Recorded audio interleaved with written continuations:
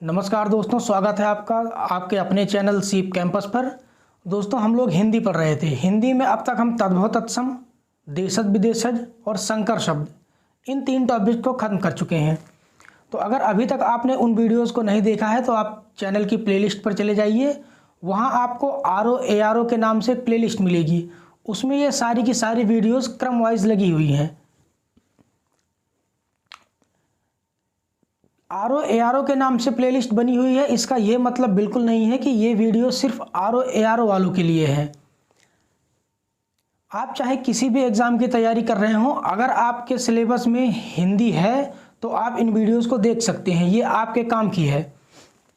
ROARO के लिए मैं स्पेशल इसलिए बोल रहा हूँ क्योंकि अभी हम जिन टॉपिक्स को पढ़ेंगे वो सिर्फ वो 6 टॉपिक्स होंगे जो ROARO के एग्ज़ाम में आने वाले हैं।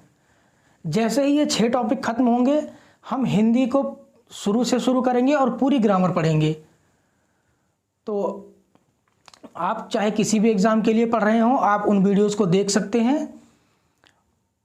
और दूसरी बात यह है कि अगर आप इस चैनल पर नए आए हैं तो आप इस चैनल को सब्सक्राइब कर लीजिए और बेल आइकन को भी प्रेस कर लीजिए, ताकि भविष्य में जितनी भी वीडियोस यहाँ अपलोड हों उनकी नोटिफिकेशन आपको मिलती रहे।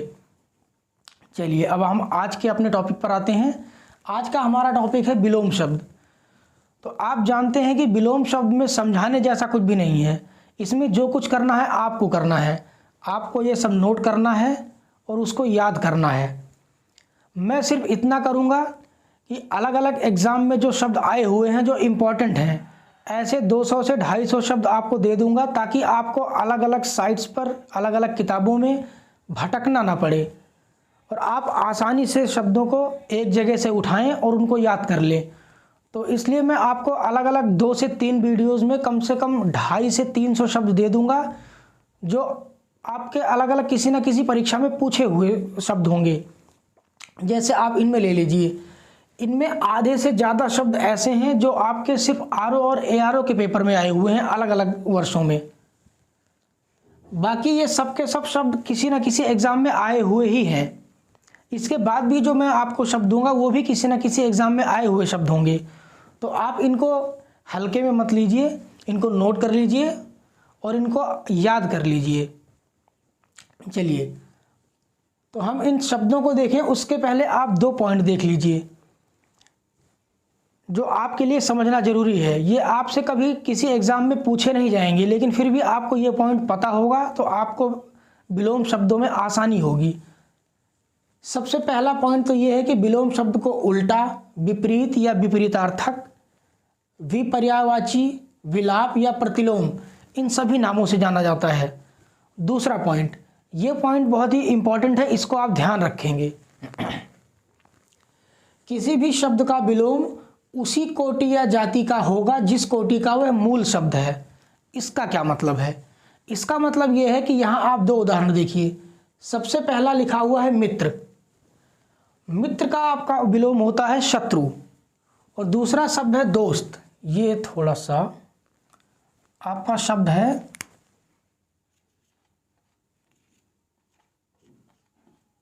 दोस्त, और दोस्त का विलोम होता है दुश्मन। तो आप यहां पर ये देखिए कि जो मित्र है ये आपका एक तत्सम शब्द है। आपको ये कुछ कुछ संस्कृत जैसा लग रहा है। तो मित्र का जो विलोम होगा वो शत्रु होगा। आप जानते हैं मित्र और दोस्त ये दोनों एक ही शब्द हैं, लेकिन अलग अलग भाषा के शब्द हैं।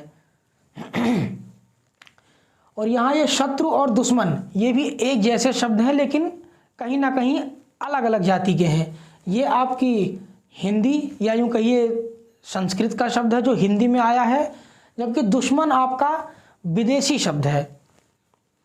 यहाँ अगर आपसे पूछा जाए कि मित्र का विलोम क्या होगा, तो आप सिर्फ शत्रु लगाएंगे, कभी भी दुश्मन नहीं लगाएंगे।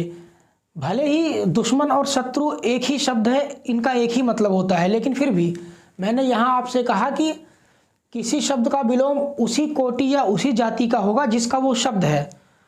तो मित्र को आप हमेशा शत्रु और दोस्त का दुश्मन करेंगे।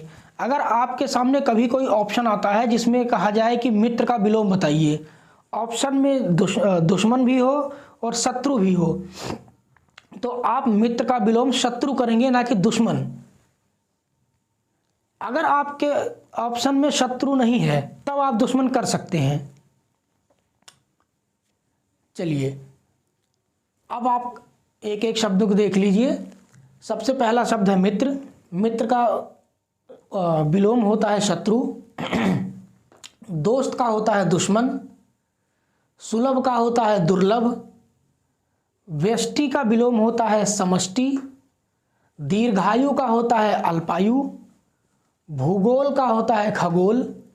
सहयोगी का विलोम प्रतियोगी। जोड़ का घटाव। तृष्णा का होता है वितृष्णा।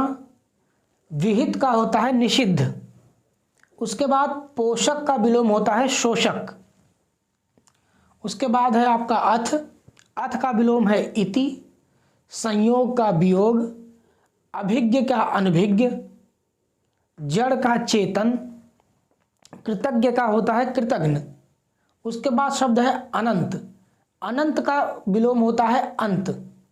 फिर है संकीर्ण। संकीर्ण का होता है विकीर्ण। अगला है अनुरक्ति। अनुरक्ति का विलोम है विरक्ति। अनुरक्ति का विरक्ति। उसके बाद है पुष्ट। पुष्ट का होता है क्षीण।